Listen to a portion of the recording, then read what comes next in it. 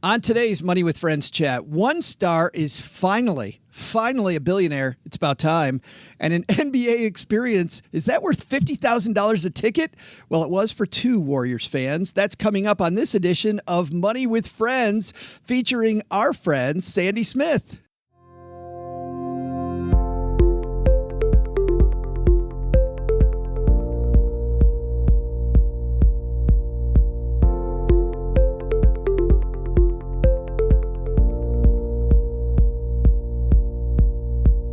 Welcome to Money with Friends, the show where we tackle two headlines in the current financial press, whether we're talking about the New York Times, the Wall Street Journal, Market Watch, or local paper.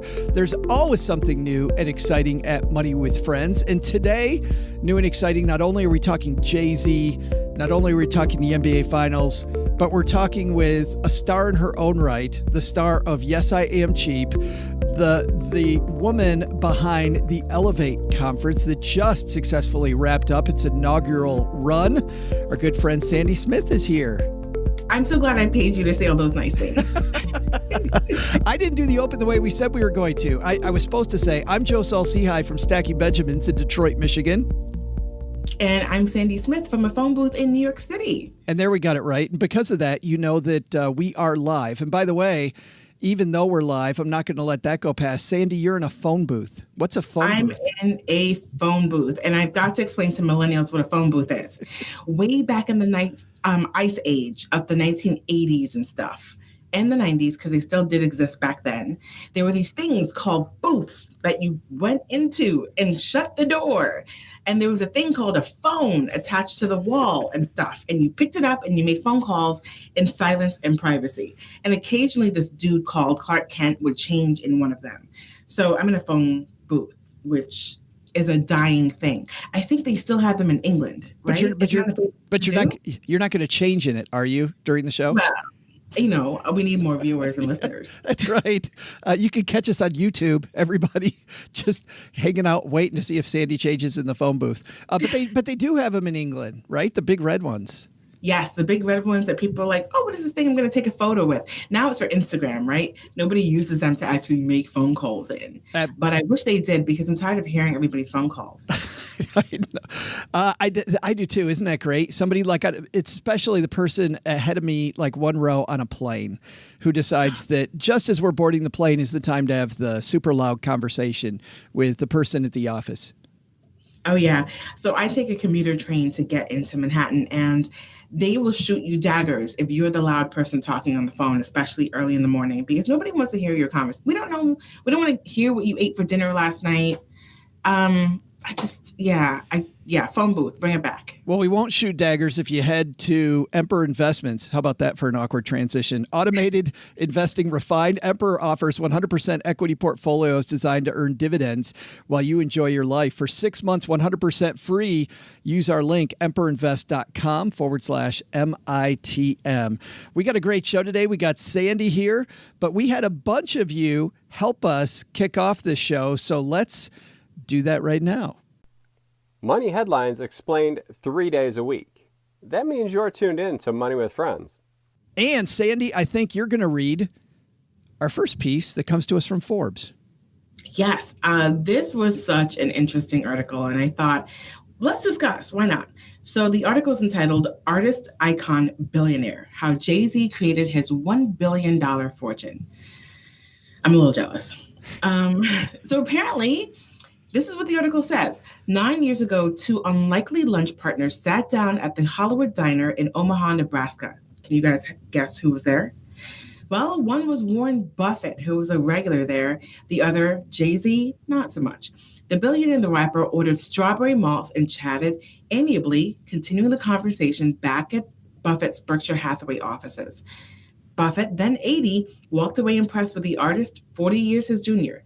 Jay-Z is teaching in a lot bigger classroom than I'll ever teach in. For a young person growing up, he's the guy to learn from. That moment, which was originally captured in our 2010 Forbes 400 package, made it clear that Jay-Z already had a blueprint for his own 10-figure fortune. Hip-hop from the beginning has always been aspirational, he said. Less than a decade later, it's clear that Jay-Z has accumulated a fortune that conservatively totals $1 billion, making him one of only a handful of entertainers to become a billionaire, and the first hip-hop artist to do so. Now, the article doesn't state so, but he's actually the fifth Black billionaire in the United States. So that's another huge thing. Oh, awesome. Jay-Z's steadily growing kingdom is expansive, encompassing liquor, art, real estate, homes in Los Angeles, the Hamptons, and Tribeca, which is where I happen to be, and stakes in companies like Uber. Yeah, I hope he burns up the Uber stake. I'm going to skip a part of the article. Crucially, he realized that he should build his own brands rather than promote someone else's. The clothing line Rocawear started in 1999, sold for $204 million to Iconics in 2007. I can't pronounce French, so yeah, there's a cognac that he owns with Bacardi, and Tidal, a music streaming service. And I'm going to skip and say Swiss Beats goes on to comment, and he says, a guy that looks like us, sounds like us, loves us, made it to something that we always thought that was above us. If he's a billionaire now, imagine what he's about to be, Swiss Beats says, because he's only just starting. I want to ask you a question about this, Sandy. Do you think that Jay-Z ever cared? Like, was it something on his bathroom mirror every morning, becoming a billionaire? I think so, because if you listen to his music and how he's evolved over the years, he's really started to delve into finances and leaving a legacy for his children and getting to levels that were previously seemed like they were unattainable. So I think he's had a target out there for a long time, and he's been working towards that. So I can't knock him. Yeah, no, set a goal and go get it, right? Exactly. And he really attacked it. Definitely going in all these different areas to get to that $1 billion number. Warren Buffett. Now, the question is, what's he going to do now that he's there? Yeah, right. Well, I want to talk about the lessons getting there. Like, what do you think the big lessons are of Jay-Z getting there? Because when Warren Buffett says Jay-Z's talking on a bigger stage than he has, there's some things that he really did right. Mm-hmm, he did. So, okay, I'm a Jay-Z fan. I'm in New York. He's a New Yorker. He grew up in the projects. I didn't grow up in the projects, but, I related to Jay-Z because I'm a 1990s kid, and that's when he came up. And his latest album, 444, he really talks a lot about the need for people to focus on their finances and be aspirational, do better, be purposeful. And he talks about some of the pitfalls that he made and some of the mistakes that he made on his way to this billion status, right? So I think we can take from him the lessons of, one, diversification, because he didn't stick with just music. He expanded into different areas, and he expanded into areas that were adjacent to his music. So as a hip hop star, they're constantly popping bottles and whatever.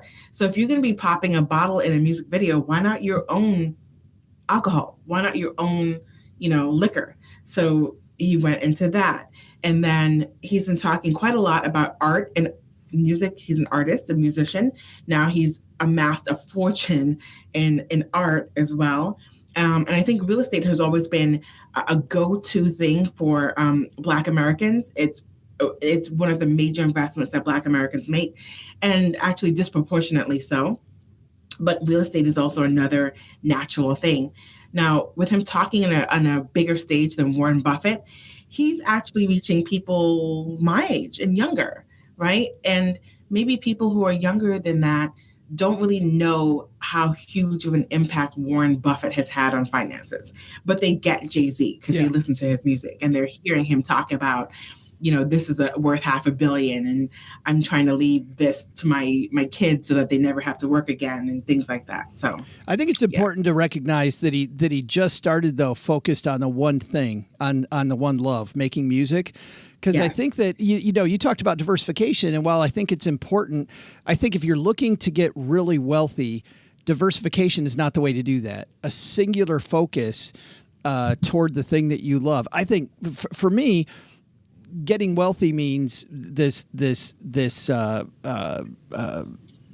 unending attention to detail to that one thing. But then once you get to wealthy, then diversifying to things that are between what you love and what your audience loves, which clearly is what he did, right? I mean, diversifying to those things. I think that's the answer. Diversification. I think people hear diversification, people starting out, and it's important because unless you're building your nest egg with the stock market or with real estate or with whatever it is, diversifying it means that's where you're holding onto your money, not where you're making it. Yeah, right. The thing that you're doing, like sitting in a phone booth in Manhattan, that's the way you make tons of money. I hope so. I mean, there's nothing recording my mixtape right now. But I think one of the things we should talk about is the fact that he mastered his craft first. You know, he definitely arguably is one of the best hip hop artists that have ever done it, right? And then he got smart about his craft and realized that he needed to have ownership of his music. I think that's where it started. It's like, okay, I'm this artist. I make money as an artist, performing and stuff and selling albums. But wait, you can make real money if you own the masters to your music. So let me make sure that I own the masters to my music. And I'm promoting all these other hip hop clothing brands in my music video. Why don't I have my brand? And, you know, it was all related to the core of what he was, which was a musician and an artist first. And he mastered that craft first and got to a level that most people won't ever get to, and then sought ownership there to build his initial fortune. Well, and it's funny you say that because I think there's so many people out there that want to find shortcuts, right? I mean, how many questions do you get on a daily basis? Somebody in your tribe who wants to know the shortcut, and the answer over and over is learn it. There is no shortcut. Yep. And like somebody always has on their profile, there is no elevator to success. You have to take the stairs. So yeah, he took the stairs. He's been climbing for a long time. You got to think it's 2019 now. Jay-Z's probably been in music since 1992, 91, something like that. It's a long time. It's a climb. But people see where he is now and think I can get there tomorrow. Yeah. And a lot of us do that in our regular lives as well. And yeah, I get those questions every single day, every day. So really. your big takeaway from piece number 1 here on the show would be? Find a craft or something you love to do, master it, and monetize the hell out of it. Because that's what he did. Master the thing that you do really well. And like for me as a consultant, it means getting to a level where I can charge a premium for my services to be sitting in a phone booth talking to Joe. Mine is, we're all the better for it too, Sandy. Mine is similar. If you want to get rich, focus. If you want to stay rich, then go diversify. On our next piece, this comes to us from Yahoo Canada Sports. Okay there, Sandy. We're going to talk about Canada. Now, that's my bad Canadian accent. That's We need Tom Drake on here. Isn't he usually one of the weird friends in the comments? He is. We got no Tom Drake here today. We do these live in front of a Facebook audience, and our friend Kelly is here. She says hello from Grand Rapids. Kathy's here. Tiara's here. She's watching from Dallas. Karen's here. We know she's in Montana, so glad that you're all here. Rebecca's here. Rebecca actually says, in regard to the Jay-Z piece that we spoke about earlier, I just keep thinking that wealth is so much more than financial fortune. So you have to build in all areas of life, master the craft, but monetizing isn't everything. What do you think about that, Sandy? I think if your thought is to get to a certain level of wealth, then you do need to monetize. You can master your craft and be a poor, starving artist. A lot of these artists died very poor, and they were masters of their craft. But if you're aspiring to a certain level of wealth, which he always has, then I think you do need to think about monetizing. You have to eat, after all. Yeah, that's good. It depends on the goal. It totally start with the goal. The piece we're going to talk about here, though, did you see this? Warriors fan sets finals record by paying $50,000 a seat for Game 4. And I'm like, why would Sandy do something like that? And then I found out it wasn't you. Yeah, I was going to say I wish, but not really. This piece is written by Aaron Srinivasan. Aaron writes, what would you do to see a potentially indispensable part of history? For one Golden State Warriors fan, it comes at a shocking cost. Person paid over $50,000 a pop for 2 courtside seats to Game 4 of the NBA Finals against the Toronto Raptors on the Warriors official website, according to ESPN's Darren Ravel. It's an exorbitant sum, and we're trying to fathom why anybody would pay so much for a game. The Warriors are leaving Oakland for San Francisco next season to play in the state-of-the-art Chase Center and are in a position to win their 3rd consecutive title, their 4th in 5 years, so it might be the chance of a lifetime. Being part of a potentially unforgettable finals run, that's something most fans would jump at if they had the chance, and money truly is no object for 2 lucky fans. Money, no object. I'm here shaking my head. And I'm just watching you shake your head. It's $100,000. Okay, I just want to put it in perspective. Someone paid $100,000 to watch millionaires play a game. Well, I want to put it even in perspective from a different place, which is, what do row 2 tickets cost? Maybe 40,000. I mean, I'm thinking a couple thousand, right? I mean, 2, 3, 4, 5, maybe. But $50,000. But you know, there's one part of me, obviously, that's a little judgy about this, going, yeah, I wouldn't do that. But then there's another piece of this, Sandy, that goes, what if this is your thing? Like, what if this is the deal? If this is it for you and you've got the money, why not? Yeah, why not? Yeah, you know what? I feel like you should be allowed to do whatever you want to do with your money, within reason, right? We're not going to be buying, people, but it feels like a lot of money. However, let's be honest here. The people who are sitting courtside are people with lots of disposable income. So if you have $50,000 and you really want to see these guys run up and down on a court, you want to be able to smell the sweat, possibly get hit by a ball in the face, I say go for it. The problem that I have actually is I actually did read some of the comments on Yahoo. Don't ever do that. Save yourself the trouble. Joe gets popcorn when he does that.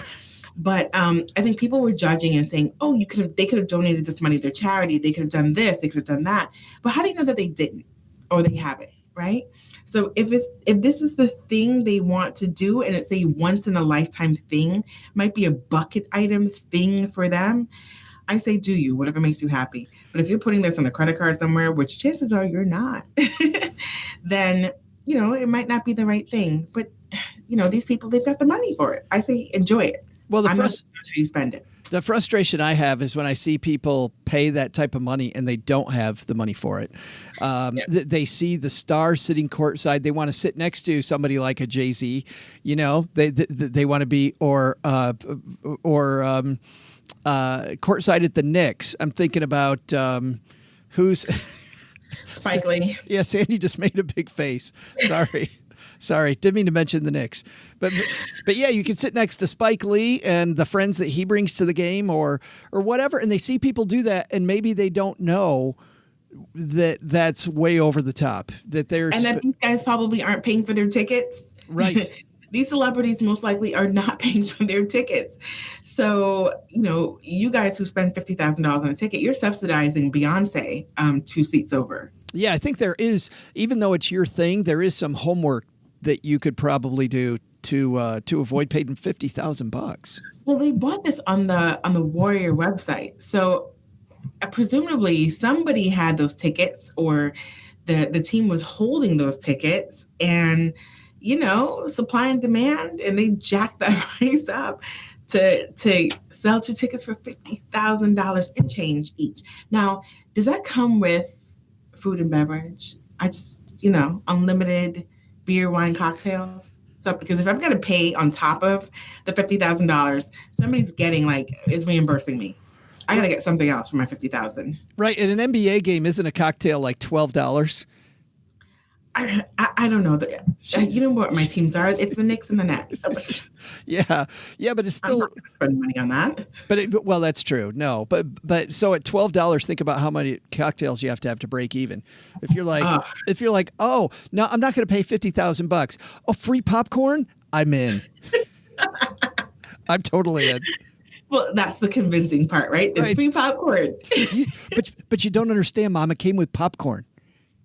You totally don't get it. So Kathy said something here. She says, it makes it unaffordable for those who can't afford it. The price just keeps going up. I'm with you, Kathy, because when I was a kid, when the Knicks were actually a real team, you could afford a ticket to a game. You know, it was still, it wouldn't be courtside.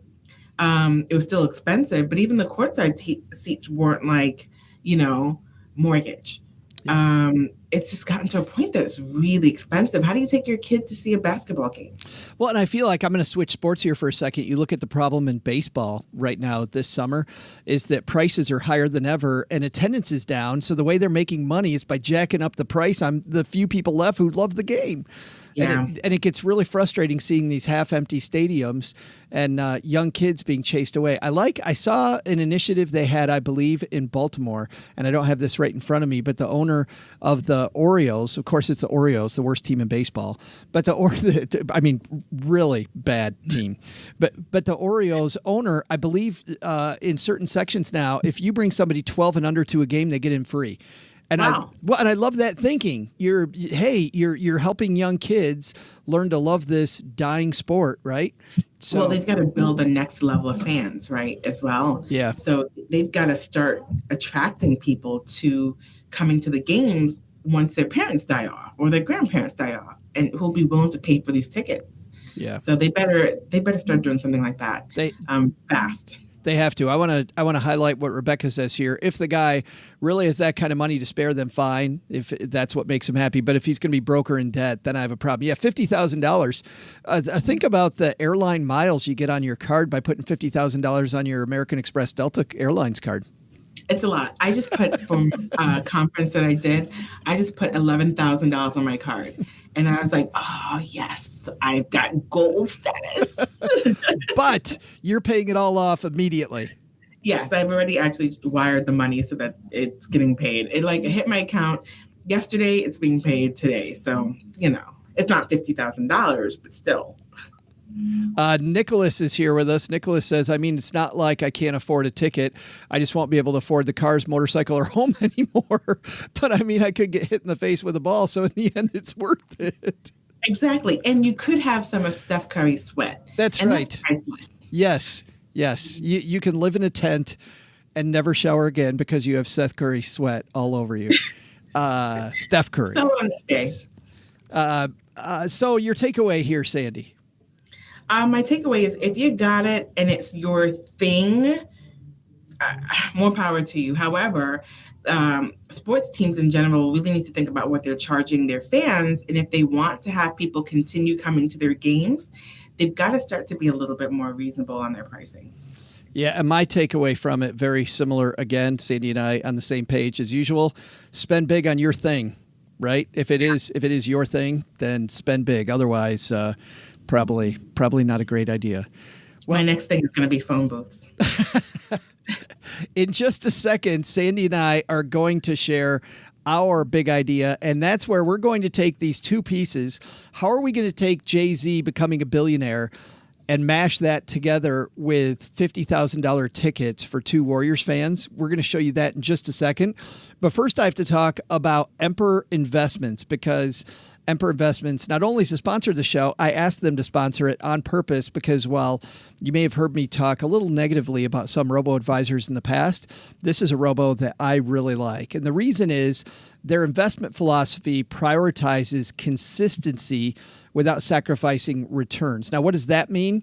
It means that they custom build your portfolio out of companies that have a long record of consistent dividend payments that are likely to continue paying in the future and can be purchased at a fair price. And what that means even more, if you're wondering, what does that mean, Joe? They don't buy the entire index. They only buy the stocks inside of the index that they really like that fit your goals, meaning you actually own the exact investment, not just the S&P 500, which owns the investment. Because of that, when you look at their fee schedule, the fees are incredibly competitive. You only get the cream of the crop in your portfolio, and you're likely then to reach your goals in a way much more consistent than a lot of other places. I like also they ask you about your goals from the very beginning. So head to emperorinvest.com/MITM. We got to change those, Sandy. It's got to be Money with Friends now. But that's our old moniker, Money in the Morning. For 6 months free, just because you listen to or watch the show.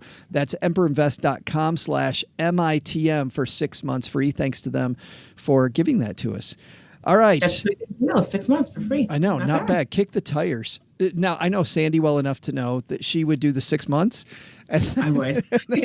And then at 5 months and 29 days.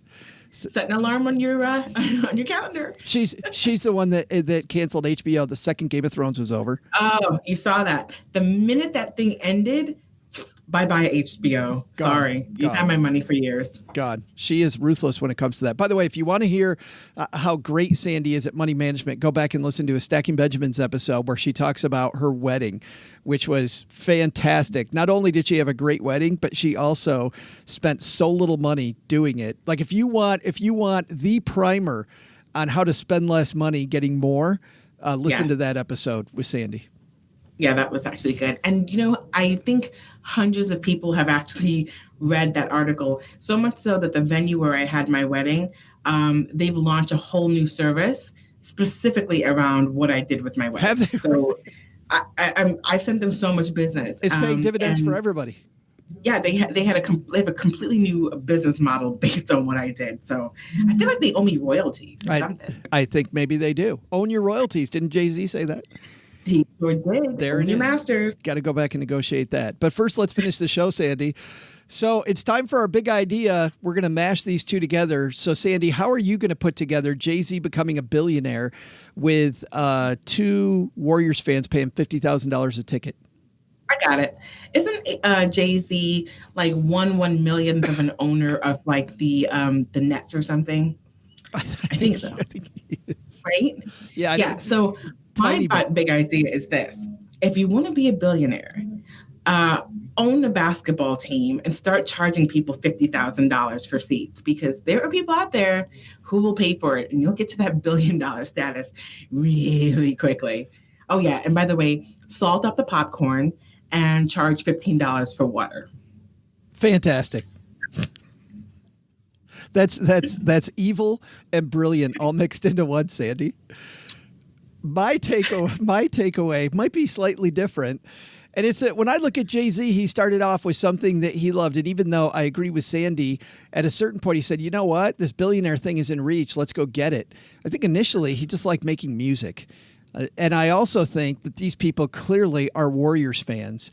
And if you start off with what you love first, but then find the intersection, it can't just be what you love and expect it to make money. I get tired, Sandy, sometimes hearing people go, just do what you're passionate about. Yes. You'll never work a day in your life. Bull. I'm passionate about hiking and it doesn't pay, right? So you have to find the intersection of love and commerce to find your thing. But if you do, what you'll find is whether you're paying $50,000 for tickets because you can afford them. Man, I hope those people can afford them. But doing what you love because you can afford them becomes easy. And then if you're Jay-Z, becoming a billionaire is also a heck of a lot more fun. So that's my takeaway. That's good stuff. That's going to do it for today. Sandy's inaugural appearance. And I think even the East German judge gave you a 10 on that one. That's good. People under a certain age have no idea what the hell that reference even means. No idea what a phone booth is, and they have no idea about that Olympic reference. Right. Sandy, tell everybody about Yes, I Am Cheap. You can go to yesimcheap.com for tips on how to live your best financial life on the cheap. I share lots of finance tips and how I, for example, pulled off a wedding in New York City for $5,000 and how you can do the same. That's awesome. And we will link to it on our podcast brand spanking new website, moneywithfriendspodcast.com. Sandy, thanks for hanging out. Let's go stack some Benjamins, everybody. This show is created and hosted by Joe Saul-Sehy and usually Bobby Rebell, but today, Sandy Smith from Yes, I Am Cheap, and it's a joint venture of BRK Media LLC and Stacky Benjamins LLC, copyright 2019. Our engineer, that's Caden Thompson, and for a list of our friends, all our friends who appear on the podcast, head to our website, moneywithfriendspodcast.com. You can also check out our schedule for upcoming recording sessions so you can join us and be a part of the show. As with anything, remember, you shouldn't take any advice from us or any other video or podcast without first talking to your financial advisor, and that the people in this episode are here for you and, more importantly, their entertainment purposes only. I'm Joe Saul-Sehy. I will see you back here next time with a real episode, another real episode of Money with Friends.